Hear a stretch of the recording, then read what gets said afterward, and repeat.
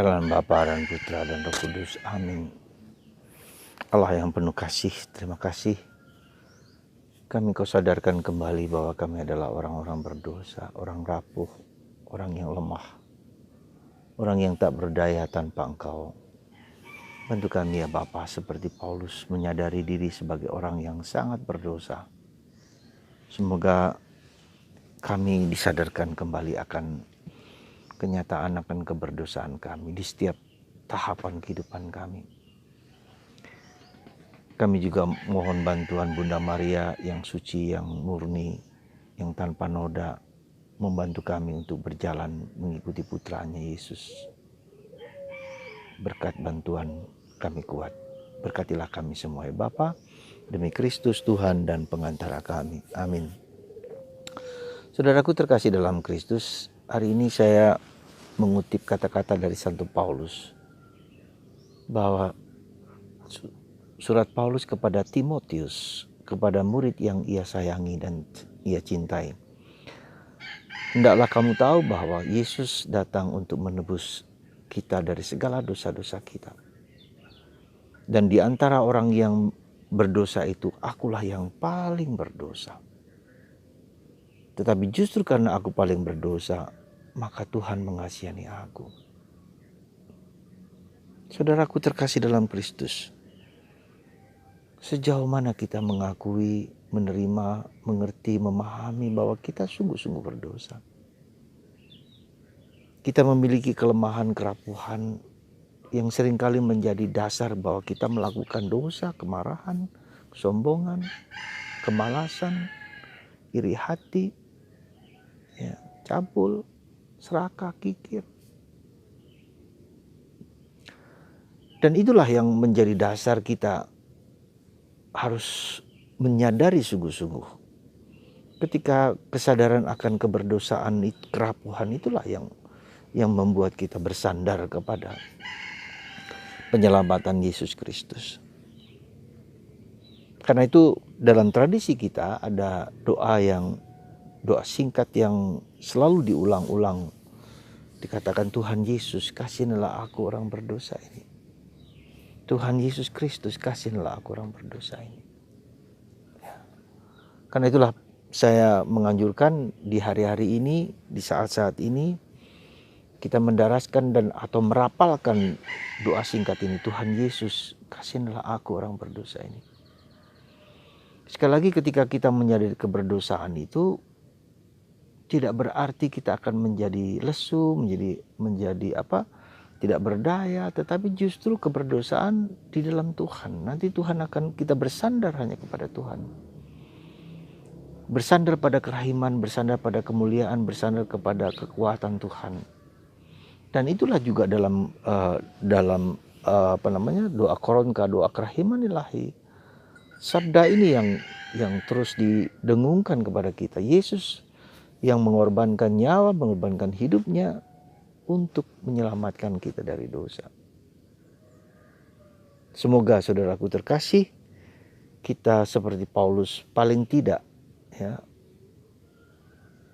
menyadari keberdosaan kita dan bersandar kepada kekuatan Tuhan. Jadi dua hal ini harus menjadi pokok perhatian kita.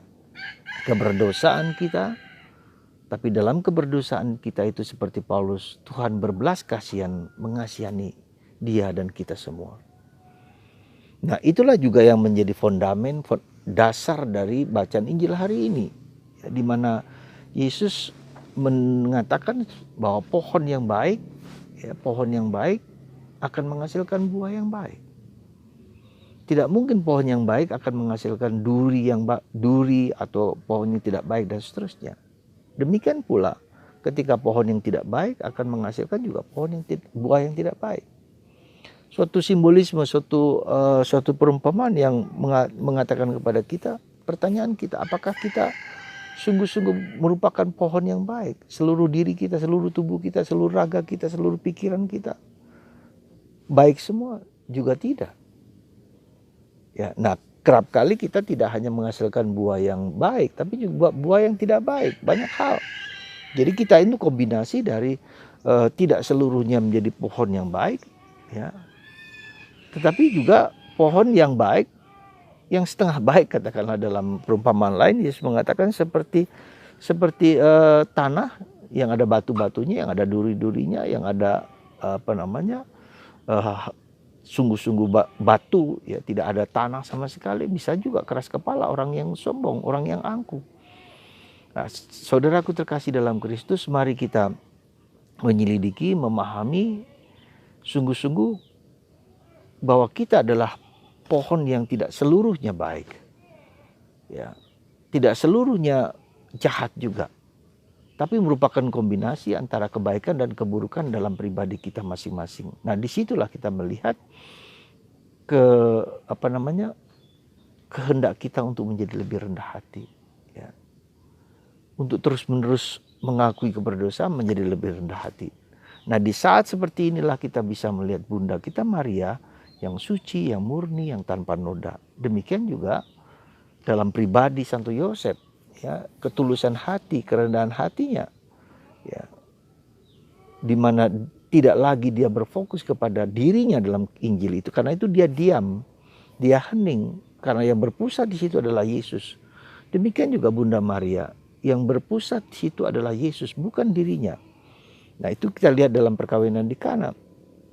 Ya, jadi disitulah kita lihat dalam hidup kita ini bukan aku yang paling penting, bukan hebatanku, bukan kekuasaanku, bukan kekayaanku, bukan egoku, tapi Tuhan sendiri. Nah, sejauh mana kita berusaha, Anda dan saya juga terus berusaha. Semakin lama saya semakin sedang mendalami tulisan dari Santa Teresa dari Avila, di dalam tahapan-tahapan kita, tahap doa pertama, kedua, dan ketiga, dan seterusnya, di situ ada godaan besar dari iblis yang ingin menjatuhkan kita dalam dosa, entah dosa kesombongan, justru juga di dalam hal-hal yang rohani, yang nampaknya rohani pun, yang nampaknya bagus sekalipun, tersembul motivasi-motivasi yang tidak bagus di sana. Maka mari saudaraku terkasih, semoga Roh Kudus, Roh Allah membuka mata kita, membuka hati kita, dan menunjukkan kepada kita dosa-dosa yang masih banyak yang harus kita akui di hadapan Tuhan, yang mohon kita disembuhkan, dibersihkan dari kuasa-kuasa yang tidak bagus, dari kegelapan, dari dosa dan kelemahan. Mari seperti kata Santo Paulus, aku adalah orang yang paling berdosa dari semua orang yang berdosa, dan karena itu aku dikasihani. Mari saudara, supaya belas kasihan Allah melimpah dalam diri kita, kita mengakui dosa-dosa kita. Tuhan memberkati Anda semua dan kita semua. Satu lagi saya ulangi kembali, mari dalam doa-doa kita berdoa untuk bayi-bayi yang diaborsi, kita berdoa untuk jiwa-jiwa di api pencucian, supaya mereka semua atau orang-orang berdosa, orang-orang ateis, juga termasuk orang-orang LGBT, ya. Nah, mari kita berdoa untuk orang-orang berdosa ini apapun juga, ya, supaya Tuhan sendiri yang membuka dan mengubah hati mereka. Yang kita tahu Tuhan mencintai mereka dan mencintai kita semua. Mari kita bawa dalam hati Anda orang-orang yang berdosa ini, orang-orang yang jauh dari Tuhan. Bantu mereka dengan doa-doa Anda semua. Dan Tuhan akan menyelamatkan mereka juga. Allah Bapa di surga, berkatilah kami semua orang-orang berdosa ini, orang-orang yang rapuh, orang-orang yang lemah, yang sering jatuh di dalam banyak hal. Semoga kami Kau kuatkan, Kau teguhkan, Kau beri rahmat berlimpah di dalam hidup kami masing-masing.